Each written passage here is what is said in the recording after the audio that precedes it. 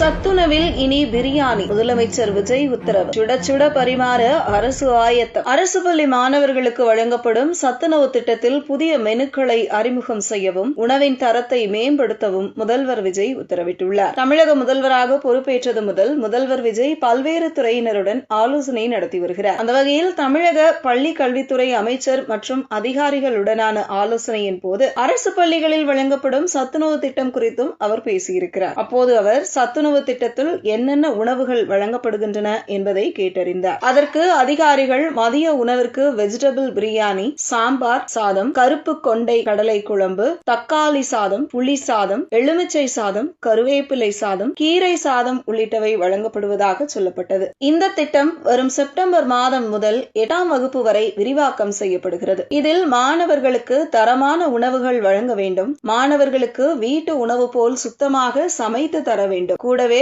ஊட்டச்சத்தும் இருக்க வேண்டும் என முதல்வர் அறிவுறுத்தியுள்ளாராம். அதுபோல் உணவு பட்டியலில் மாற்றம் செய்ய அறிவுறுத்தியுள்ளாராம். எப்போதும் ஒரே உணவை வழங்காமல் விதவிதமாக சுவையான வேறு உணவுகளை வழங்கவும் அறிவுறுத்தப்பட்டுள்ளதா. அதிகாரிகள் இது குறித்து உணவு பட்டியலை தயாரித்து அதை முதல்வரிடம் சமர்ப்பித்து அவரது ஒப்புதலுடன் புதிய உணவு பட்டியல் அறிவிக்கப்படும் என தெரிகிறது. சத்துணவில் இனி பிரியாணி, முதலமைச்சர் விஜய் உத்தரவு. சுட சுட பரிமாற அரசு ஆயத்தம். அரசு பள்ளி மாணவர்களுக்கு வழங்கப்படும் சத்துணவு திட்டத்தில் புதிய மெனுக்களை அறிமுகம் செய்யவும், உணவின் தரத்தை மேம்படுத்தவும் முதல்வர் விஜய் உத்தரவிட்டுள்ளார். தமிழக முதல்வராக பொறுப்பேற்றது முதல் முதல்வர் விஜய் பல்வேறு துறையினருடன் ஆலோசனை நடத்தி வருகிறார். அந்த வகையில் தமிழக பள்ளி கல்வித்துறை அமைச்சர் மற்றும் அதிகாரிகளுடனான ஆலோசனையின் போது அரசு பள்ளிகளில் வழங்கப்படும் சத்துணவு திட்டம் குறித்தும் அவர் பேசியிருக்கிறார். அப்போது அவர் சத்துணவு திட்டத்தில் என்னென்ன உணவுகள் வழங்கப்படுகின்றன என்பதை கேட்டறிந்தார். அதற்கு அதிகாரிகள் மதிய உணவிற்கு வெஜிடபிள் பிரியாணி,